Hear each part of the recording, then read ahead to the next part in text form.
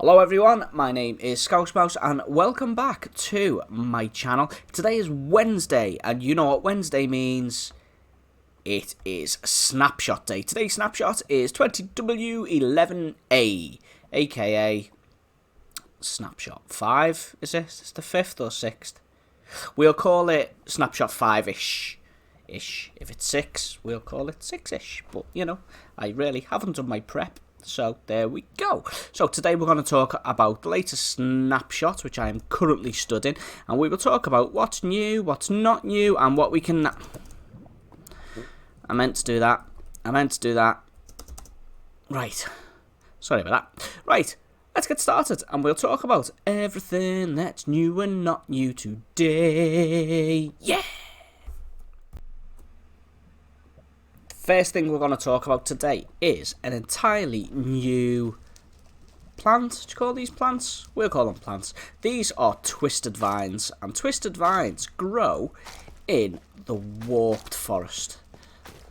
And these things look quite cool, don't they? How wicked that looks. All spinning up to the ceiling. So these are the kind of warped forest version, if you like, the variant of the weeping vines that we get in the other biome. So each one now has a type of vine that you can climb up and down. Can you actually jump on the top of it? No, you can grow them in a similar way that you would with other vines and go all the way up and come all the way down. And when you break them, they break similar to stuff like kelp. But you don't necessarily get one piece for each bit that drops, that I have noticed.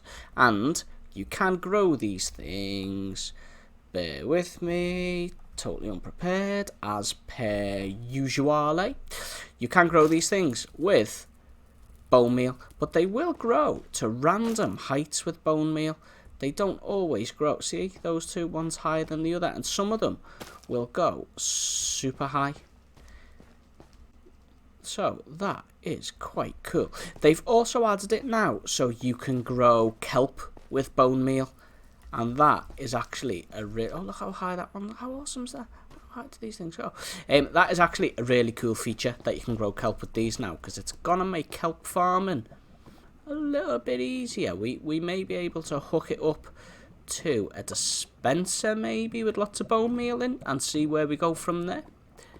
Interesting.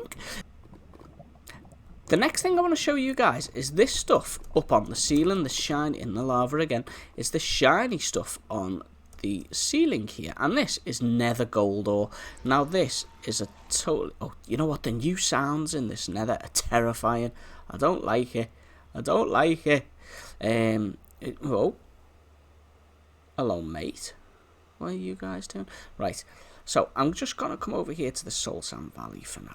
Now, this is the new Nether Gold Ore.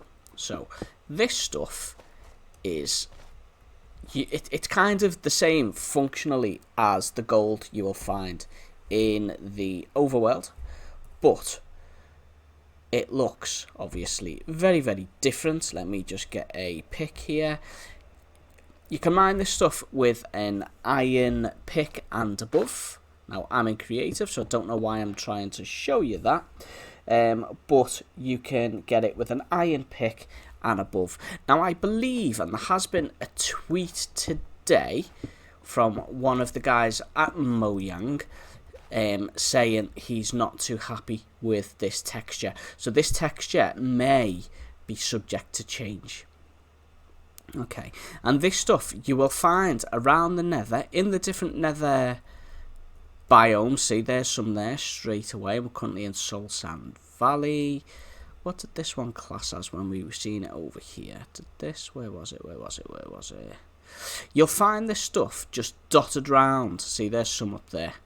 You'll find this stuff just dotted round, same as you do with the quartz, really. So it's going to appear, by the looks, in all the different biomes, dotted around, and you'll just have to go out there and find it and mine it, which obviously we're going to be doing a bit more mining, I think, aren't we, in the nether as time goes on now, because obviously we all want netherite gear, and gold will be a nice byproduct of that mining that we're going to do, because obviously we want gold so we can trade with piglins.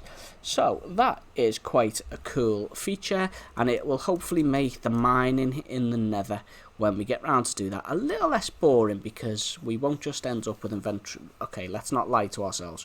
We will still end up with inventories full of netherrack, but we'll have a few other things mixed in there as well, and I think that is really cool. So let's go and have a look. What else is new in this snapshot?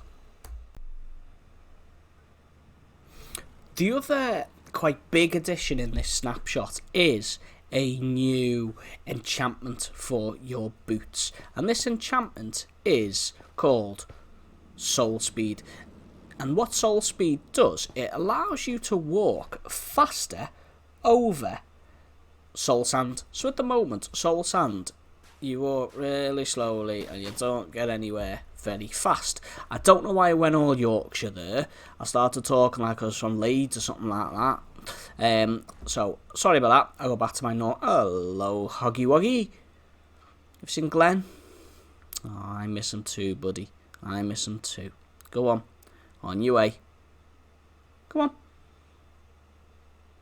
Good lad.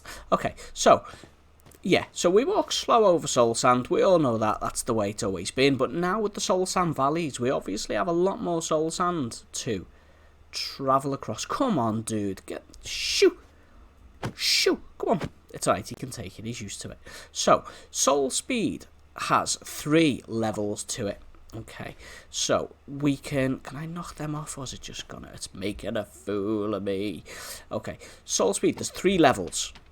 And the only way that you can currently obtain Soul Speed is through bartering with these chaps. Now, I've left these chaps in here with some gold for a while, so let's go and see if I've got lots of stuff. I did leave them quite a bit of gold. So let's see what we've got, if we've got anything that we were looking for. No. Oh, hang on, did we? No, that's the one I had from before, isn't it? Okay, so, no, stop it, leave him alone, He's my mate, he's with me, I swear.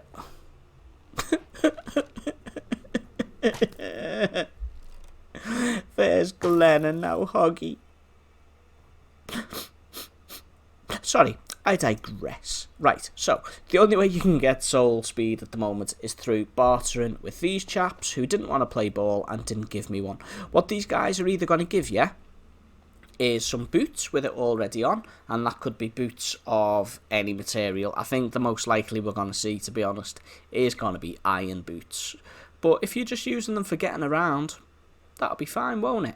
And if you get lots of the level 1s, you can obviously combine them to get up to the level 3, because you will go a bit quicker with each level, and I'll show you in a moment. I was going to show you on here, but I'll take you over to the actual Soul Sand Valley to show you. And the other way you can get it is these guys may just give you the book, and if they give you the book, then obviously you can just enchant it at an anvil. So let's go over to a Soul Sand Valley, and there's one over here. I'll see you when I get over there, and I'll put my boots on as well for when we get there. See you in a minute. I now have my Soul Speed boots on, so let's see what difference they make. Let me just get over. So as we saw before, it's really, in fact, let's take them off first so we can see how slow it is. So I'm gonna just, it's like you're trying to walk through thick mud. No fun at all. Yeah? So let me put these on. And now watch. We can speed across this stuff with ease. We are going so fast. Each level will just make you go that little bit quicker. Now this is going to be super useful. Mostly because, let's see if we can find the area I was in earlier on when I was playing around. Though there's some gold. The Soul Sand Valley is now inundated with lots and lots of bad guys. I'm seeing a lot of skeletons, I'm seeing a stupid amount of ghasts, and I'm really not looking forward to that. And I think, you know, it goes without saying at this stage that the Soul Sand Valley is going to be the more dangerous biome to navigate through.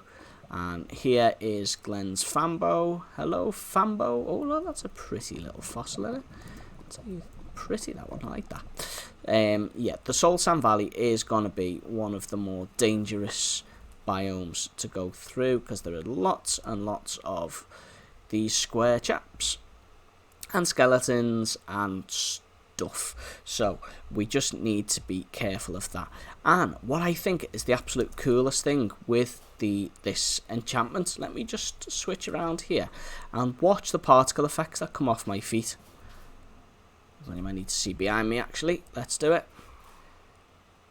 Ooh, how cool is that? It's little, like the same souls that you see on the soul sand. And one thing to bear in mind, as you use these on soul sand, the durability of them is gonna go down with each block that you pass. So you will have to be wary if you're covering long distances that you're not gonna ruin your boots. So I do believe you can put unbreaking on them. So that will... Look, there's fires. I'm trying to make a video here. There's hazards everywhere. Yeah, if you put unbreaking on, it'll make them last a little bit longer.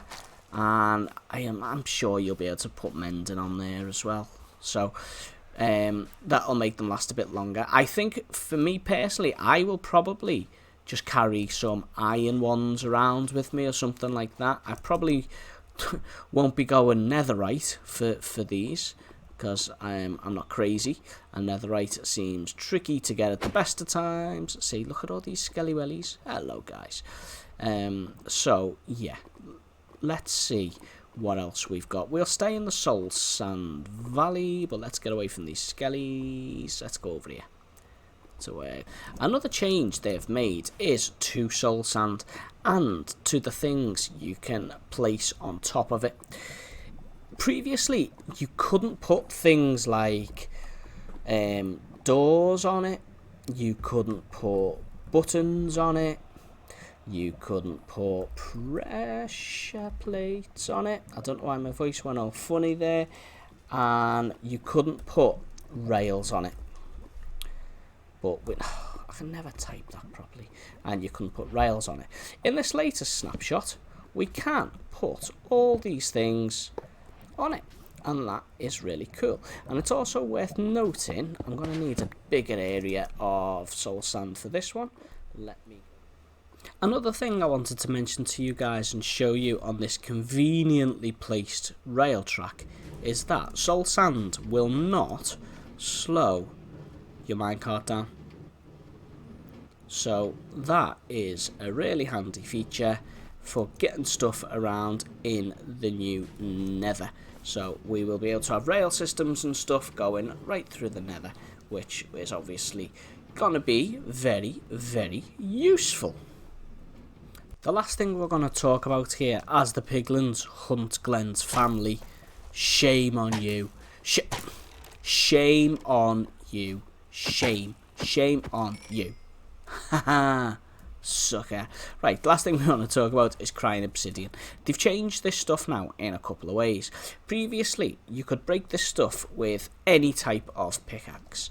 Now, you can only break it with a diamond pickaxe or above. No, we've got netherite as well now. So diamonds or netherite to break this stuff, which kind of brings it in line with normal obsidian, and it totally makes sense, doesn't it, really?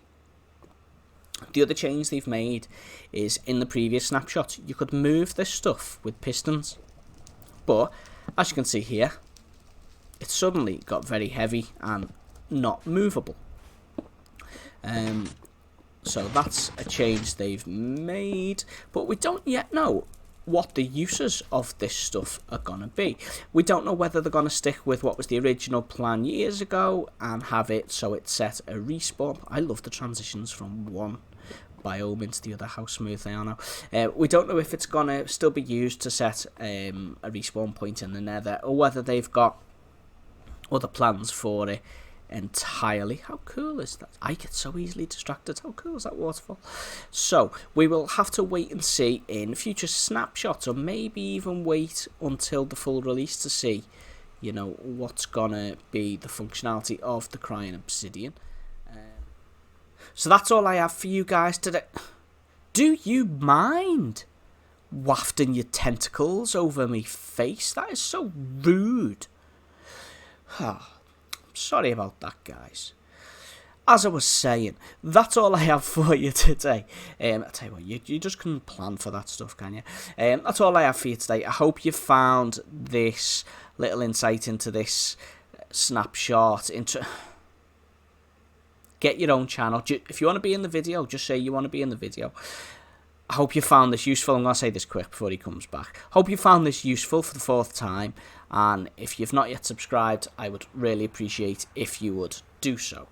And let me know in the comments what else you think you'd like to see from this snapshot. Is there anything you're looking forward to seeing? For me, it's going to be the bastions that have been hinted at.